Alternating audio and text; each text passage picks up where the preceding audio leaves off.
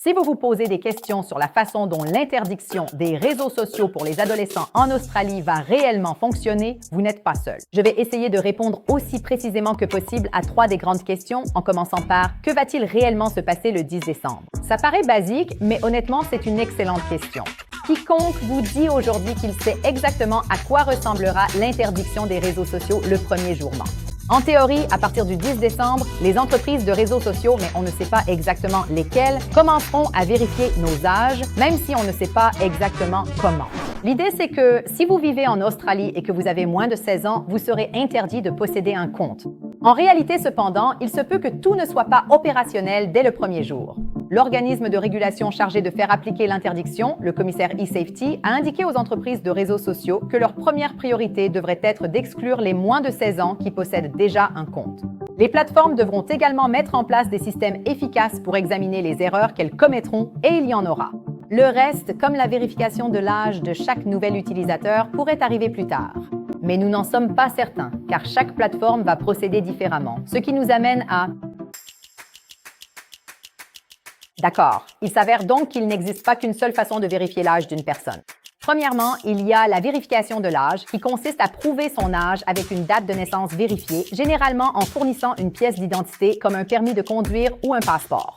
La vérification de l'âge, comme son nom l'indique, est la méthode la plus précise, mais la loi exige que les plateformes proposent une alternative. Tout le monde n'a pas de pièce d'identité et tous ceux qui en ont une ne souhaitent pas forcément la fournir. La deuxième option est l'estimation de l'âge, où vous acceptez de laisser une intelligence artificielle deviner votre âge, généralement en scannant votre visage. L'estimation de l'âge n'est pas aussi précise que de présenter une pièce d'identité, surtout pour les personnes proches de la limite d'âge de 16 ans et pour celles qui ne sont ni de sexe masculin ni de type caucasien.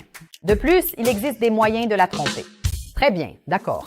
Mais cela reste considéré comme une bonne option pour valider les utilisateurs qui sont vraiment assez âgés pour être là.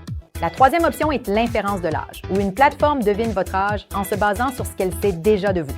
Donc, en gros, si tous vos amis ont 13 ans, que vous publiez sur des chasseurs de démons K-pop et que votre activité en ligne diminue pendant les heures de classe, une plateforme de réseaux sociaux pourrait commencer à soupçonner que vous avez 13 ans.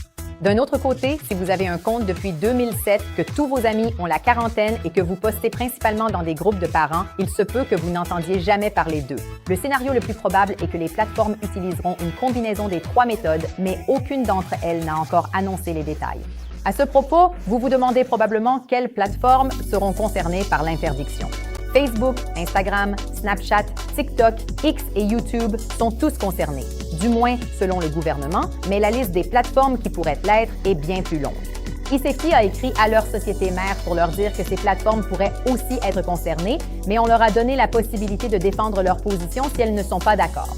Nous nous attendons à découvrir quelles plateformes seront finalement retenues avant l'entrée en vigueur de l'interdiction. Mais même dans ce cas, certaines pourraient engager des recours juridiques, bien que nous n'ayons pas encore de réponse complète à toutes ces questions.